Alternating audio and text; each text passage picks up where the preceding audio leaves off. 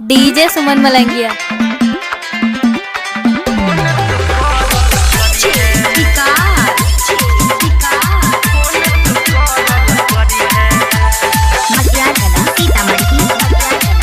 अभी आप सुन रहे हैं सुमन मलंगिया एंटरटेनमेंट के माध्यम से।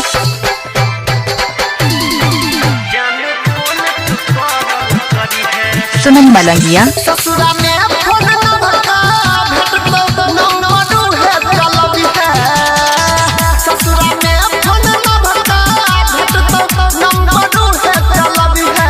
अपना पियावा से टाइम बचा के जान फोन तू करल करी है।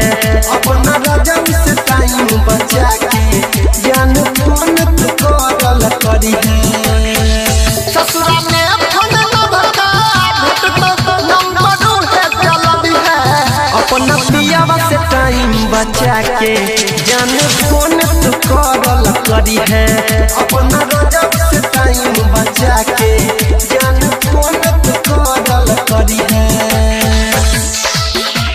डीजे सुमन दीवाना।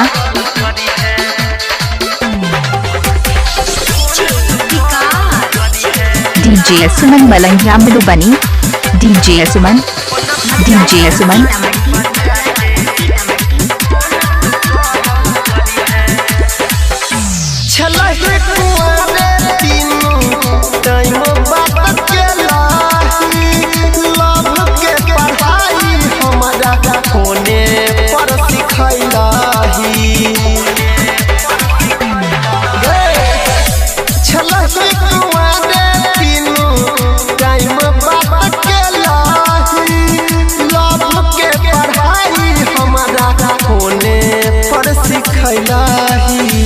जखने घर में कियो नहीं रहतो तखने फायदा उठबी है। जखने घर में कियो नहीं रहतो तखने फायदा उठबी है। अपना पियावा से टाइम बचा के जान फोन तू करल करी है। अपना रजब से टाइम बचा के जान फोन तू करल करी है। डीजे सुमन। डीजे सुमन। डीजे सुमन। खाए अजीपुर गांव मलंगिया।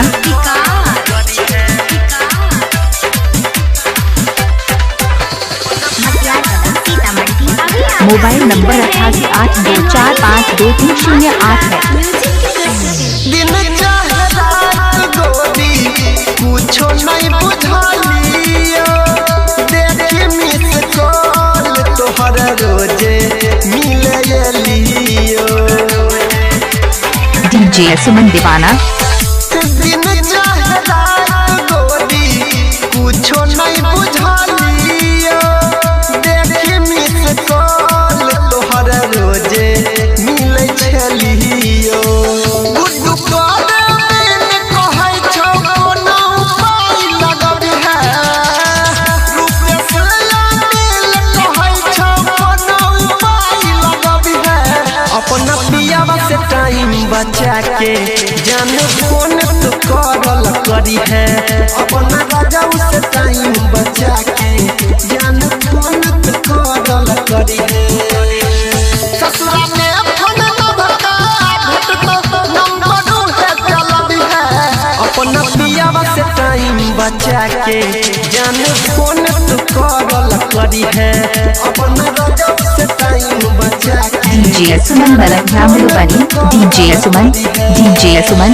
मोबाइल नंबर 8882452308 है।